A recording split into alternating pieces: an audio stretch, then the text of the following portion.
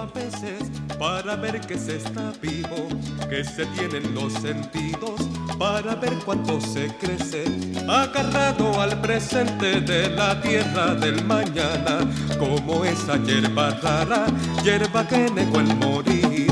Hablo del morir vivir, que esto a mí me lo enseñará. Hola y bendiciones. Esta es una reflexión bíblica subversiva semanal del Padre Luis con la teología pastoral del Morir, en donde estamos cada día en la búsqueda de querer vivir con dignidad y poder ser felices aquí y ahora. Este espacio es una invitación a que seamos como el Morir, que en un momento determinado creemos que no hay salida, que todo se acabó, y de momento estamos de pie para seguir viviendo.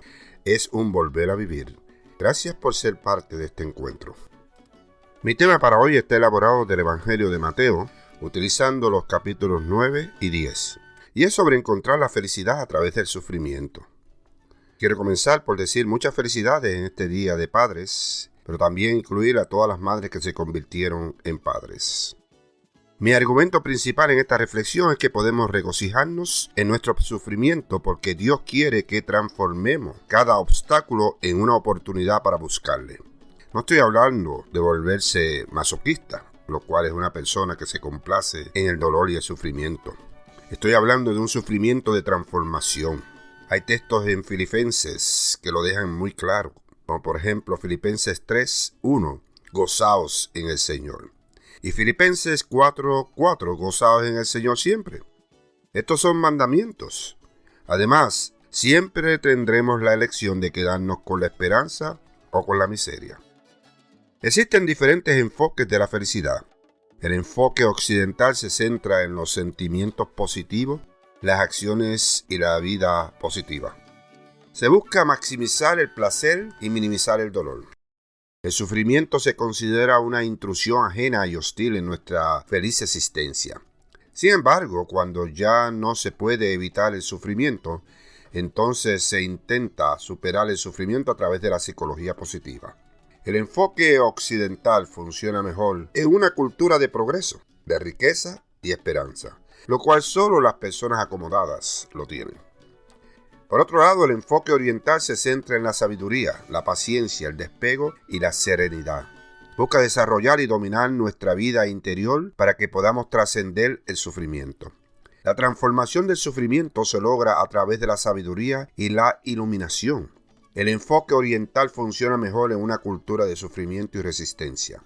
Una vez más, escuchemos el mensaje de Pablo en Filipenses 3:1. Gozaos en el Señor. Y de Filipenses 4:4, gozaos en el Señor siempre. La mayor cualidad que vio Mateo en Jesús fue la compasión. No solo las palabras de Jesús, sino sus acciones todos los días demostraron esa cualidad. La compasión, la capacidad de sentir con las demás personas, incluso de sufrir con ellas, es la cualidad principal que debemos demostrar cuando nos relacionamos con otras personas. La compasión implica sentir el dolor de la otra persona y querer tomar medidas para ayudar a aliviar su sufrimiento. La palabra compasión en sí misma deriva del latín, significa sufrir juntos o juntas. Es por esto por lo que el proyecto de Jesús es tan radical. Lo hizo y ahora nos pide a nosotras y nosotros que socialicemos el sufrimiento a través de la compasión. No para quedarnos en el sufrimiento, sino para llegar a la felicidad. Que ambos seamos felices. La compasión no es pena o piedad. A menudo podemos sentir pena de aquellos o aquellas que vienen a hablar de sus luchas en la vida. Puede que necesitemos de vez en cuando sacudirnos la carga de llevar en nuestras propias almas el sufrimiento de las demás. Es humano no poder soportar todo el tiempo el sacrificio de tomar la cruz, de compartir el dolor de nuestra familia, amistades, feligreses, líderes comunitarios. En algún momento debemos orar diciendo: gracias, Dios, porque no tengo que ir a casa con un cónyuge que es abusivo o abusiva, no tengo un hijo o una hija que es adicta, o un hijo o una hija enojada. Ayudé a esta persona con la que acabo de pasar la última hora a tomar buenas decisiones sobre su situación. Mateo dice que Jesús miró la multitud que venía para ser sanada y sintió compasión por ellos y ellas, porque eran como ovejas sin pastor o pastora. Déjame decirte lo principal que los pastores o las pastoras deben saber sobre las ovejas. No es un cumplido ser comparado con ellas. Las ovejas son un blanco fácil para depredadores carnívoros como los lobos, coyotes, zorros, perros y osos. Son muy vulnerables porque no tienen otra manera de protegerse a sí mismas que juntarse en un grupo grande. Necesitan ayuda externa de los seres humanos para sobrevivir. Las ovejas se asustan fácilmente, especialmente por los ruidos fuertes.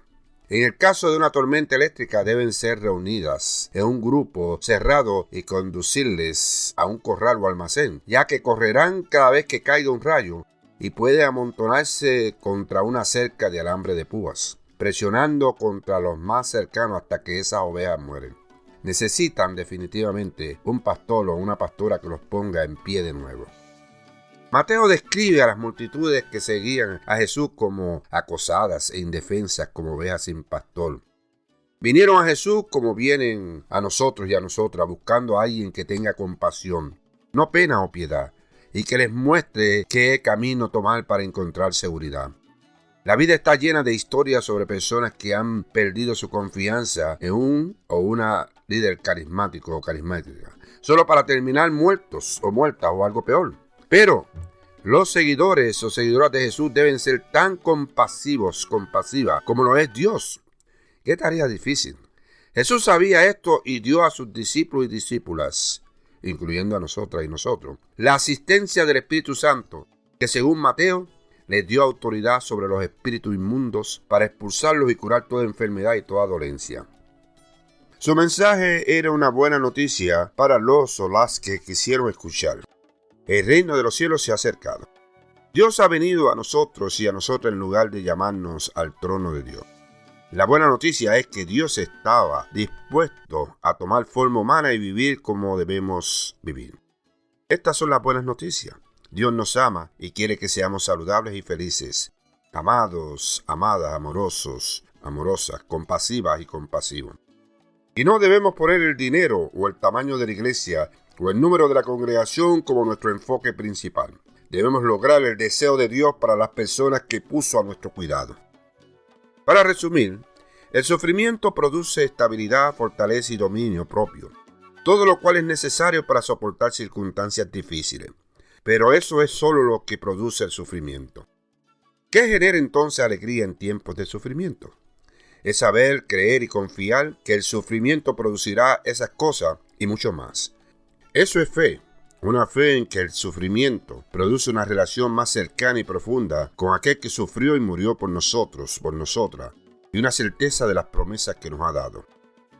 Pero también podemos encontrar la felicidad en la satisfacción de haber hecho lo que teníamos que hacer, aunque nadie lo aprecie.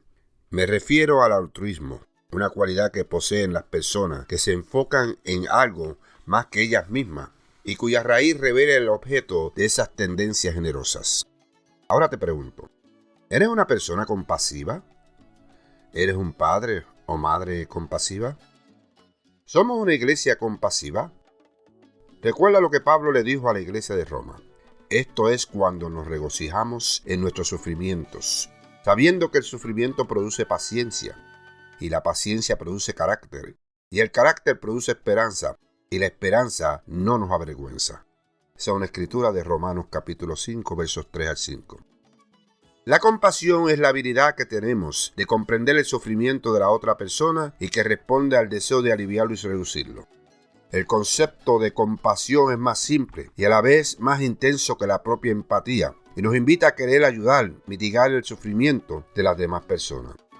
Es por esto por lo que soy fiel creyente que nuestra compasión puede transformar nuestra política, economía, sociedad y teología. Hay un déficit de compasión en nuestra vida pública que debemos corregir y la iglesia debe ser parte de este proceso revolucionario de crear un mundo nuevo trayendo el cielo a la tierra. Vamos a movernos más allá de la autocompasión y también practiquemos la compasión colectiva. Esta compasión colectiva es un sufrimiento que nos produce felicidad. Todo esto porque la única manera de demostrar la compasión es con acciones. De aquí la necesidad de evitar la trampa de la empatía y liderar con compasión. Seamos felices y dejemos que las demás personas también sean felices. Esta es una reflexión desde la esquina roja del Padre Luis, en el amor solidario, el sacramento más importante.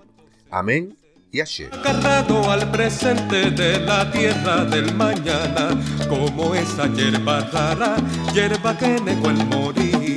Hablo del morir vivir, que esto a mí me lo enseñará.